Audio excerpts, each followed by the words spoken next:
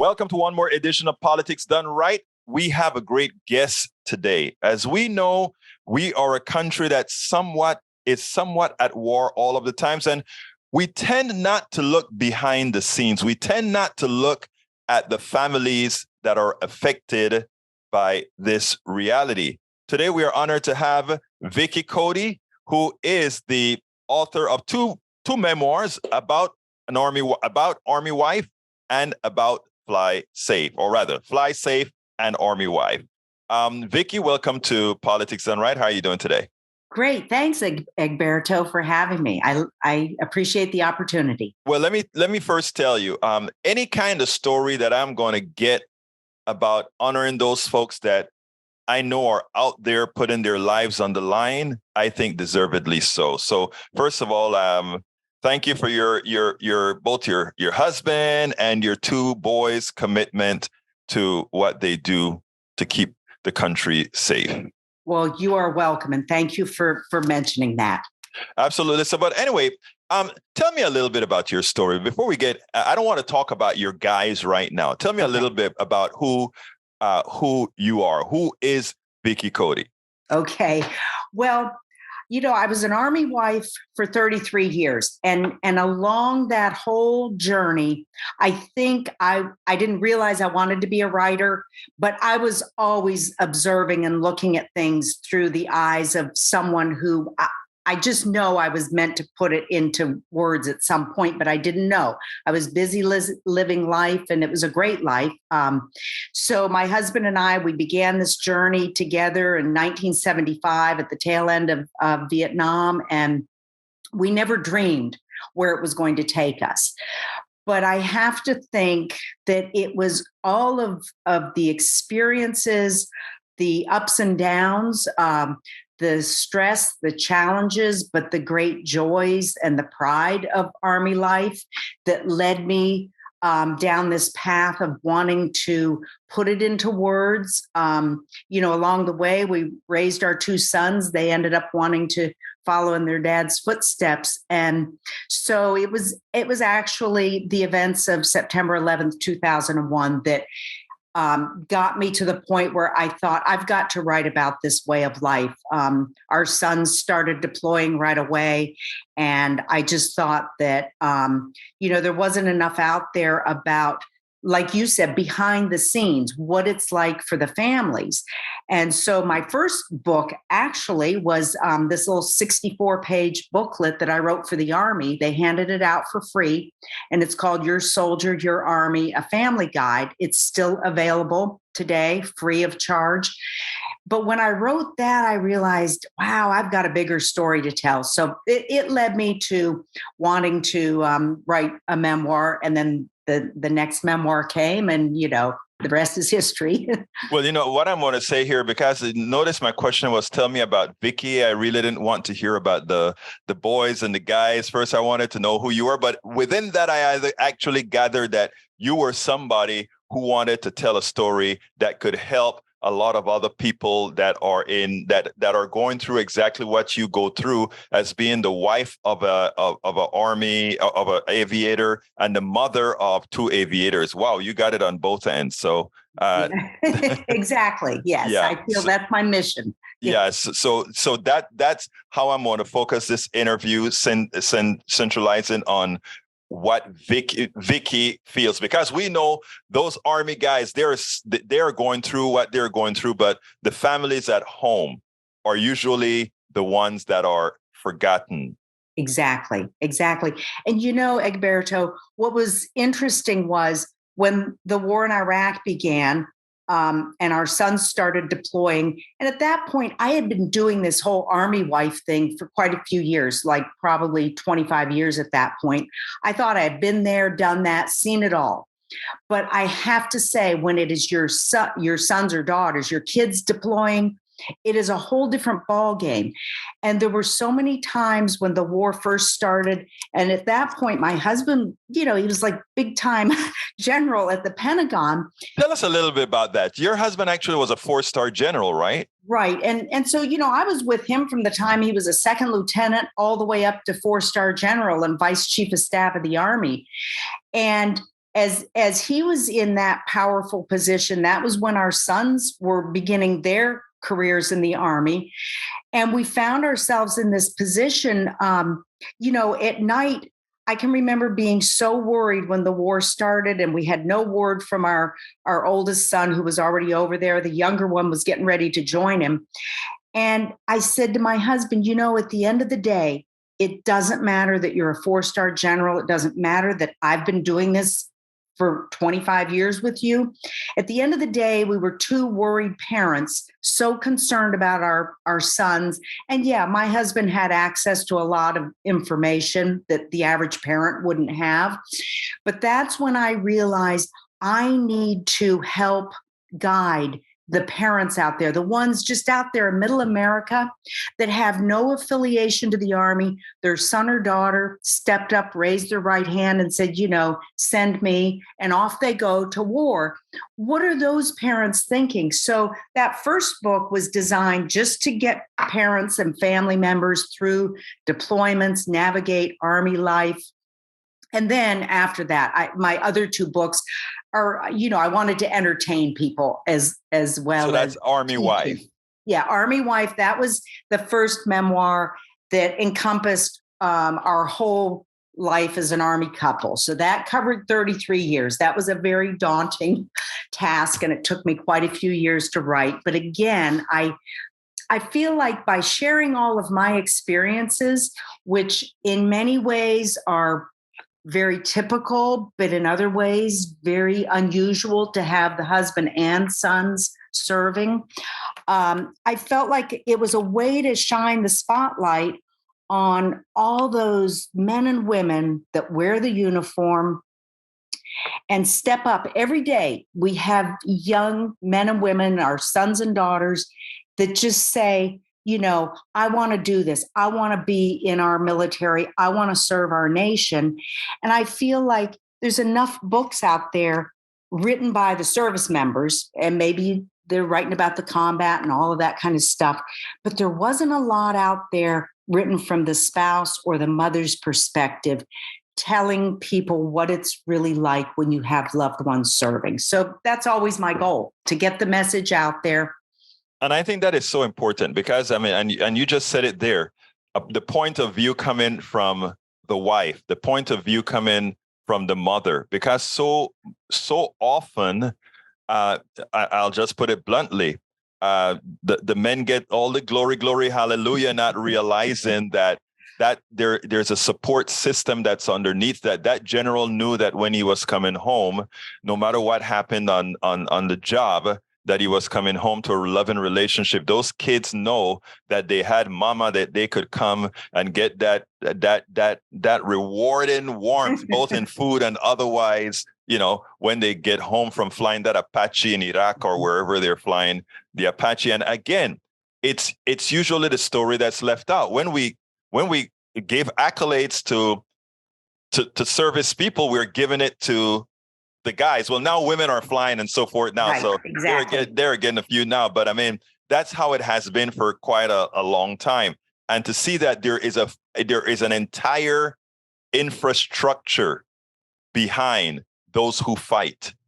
You totally get it. Exactly. Yes. It takes a family.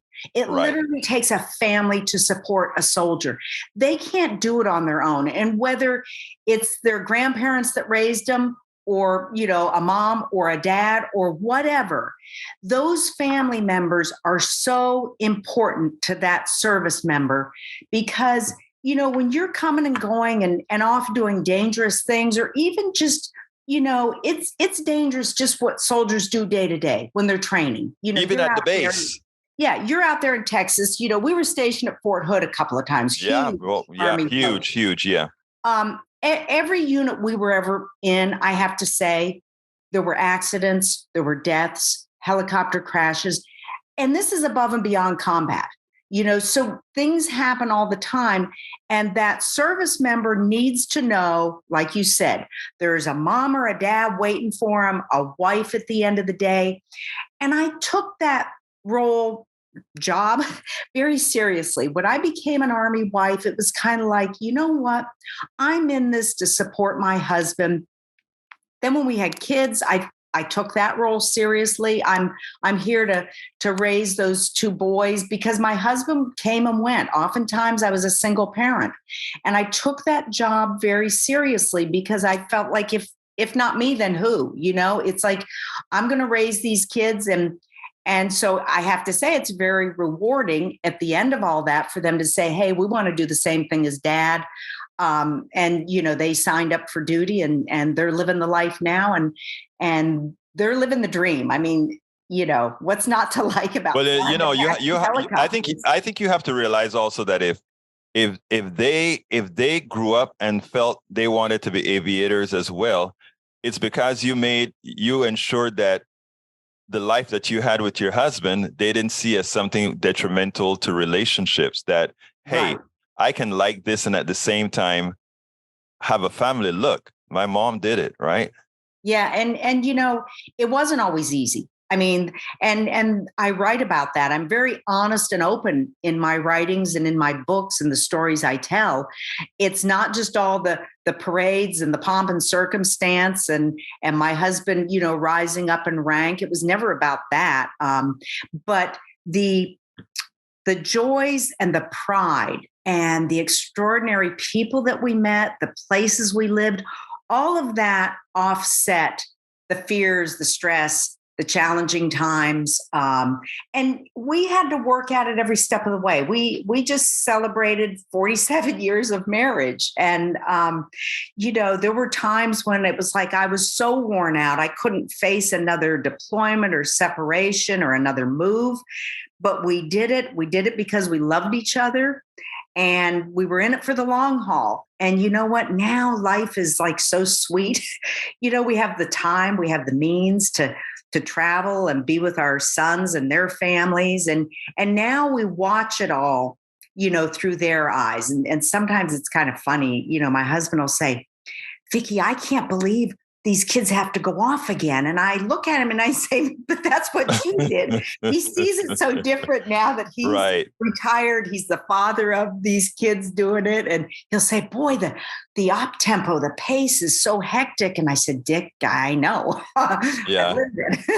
Now, let me ask you a rather intense question here. And that is, you were pretty much in the position having your husband starting out as a lieutenant and general to be in a fairly good, I mean, not to discount it anyway, but in a very good position. Now, there are a lot of enlisted folks that have to go through the same issues, maybe with not that much support. What do you have to tell them, and what do you have to tell the system to maybe take better care of our enlisted and lower ranked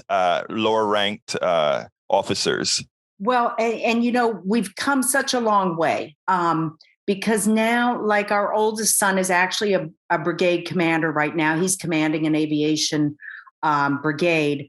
I look at what's going on now. The Army did grow and evolve with, and certainly when the war in Iraq started, and I mean that dragged on for about 2 decades. Mm-hmm. The Army really did have to step up. And during those earlier years, that's when my husband was the vice chief, and he and I traveled to the various posts and met with families and soldiers and tried to see what the needs were. And those, from the old days, it was called family support groups back in my day. Okay, those have evolved. They do include the enlisted, the NCO spouses. So I think that the Army has done a better job to embrace all family members and not just officers' wives. It's no longer those little coffee groups for social reasons. And actually, my second book, Fly Safe, that's all about the Gulf War, I talked then, and that was back in 1990, 1991. That was when we first realized that the little coffee groups of the past were going to have to go by the wayside because that war involved pretty much, the entire Army, National Guard reserves. That was when we first started to regroup and think of those spouse groups as more, now we call them family readiness groups. they had to encompass a lot more than just social activities. But at the very basis of these support groups, readiness groups, whatever you want to call them, what it does is it gives people a connection to their service member. It keeps them connected with other people that are going through exactly what they're going through. And it keeps you busy. It gave us things to do. And I'm so glad that those have continued and they encompass more people. And so really, there are groups out there. But the spouse or the family member has to want to join it. Mm-hmm. It's like you can only lead people so far, and you do get complaints from people, and they'll say, "Well, I didn't have anybody to talk to or whatever." Well, it's there, and even the National Guard and Reserve units, they have their own support system because that's a whole other challenge. They're coming from towns and cities in America. So they're not on an army post, but the resources are there. And I think that the Army is, of course, there's always room to grow, but I think they've come a long way. Well, good. I mean, as long as I'm always into improvement, both in health, making sure that these people who have all fought for us, your husband, your kids inclusive, that everybody is well taken care of. The type of politics that I'm into, I want to make sure that those folks who go defend us all are well taken care of, healthcare, retirement, and everything, to make sure they can live that life that they deserve. Anyway, in closing, Vicki, why don't you tell me something that you had wanted to talk about that I probably didn't ask you, that you want folks who are candidates to try your books, Fly Safe and Army Wife? Why don't you tell us a little something about what I should have asked? Okay, so I always tell readers, my books aren't just for military spouses or military, people. I love it when civilians read my books and get back to me and say, "Wow, I never knew this or that. I never knew that's how you live. I didn't know what that was like to have, a loved one deployed." And people usually come away from reading my books with a new appreciation for our military, and certainly, learning a little bit more. And my books are, I keep the history alive in these books, because my husband and I were living it, and the second book, Fly Safe, that's based on the letters that my husband wrote me and my journal entries. So people get a very realistic glimpse behind the scenes, what it's like in the combat zone, but what it's like back home. So I would just say, I believe my books appeal to all readers, not just military. And I talk about a lot of just life's challenges and universal, things, and just, my growth as a wife, a mother, and as a woman. So I would like to think that people will take a look at my books just for those reasons, and not just because it's some dry, look at Army life. Vicki Cody, author of Army Wife and Fly Safe, thank you so kindly for having been with Politics Done Right. Thank you so much for this opportunity. We spend a lot of time deconstructing the news, trying to parse it into a form that everybody can understand. We try to find those little nitpicks where it flies above the fray, etc. If you really like these videos that we do, I want to ask a big favor. Please go ahead. Number one, subscribe to our channel. And number two, please join if you can. Thank you so kindly for watching. Keep watching. Please remember to share. We must populate the entire internet with our progressive message, a message that we know is what most Americans say that they want. So help us, please join.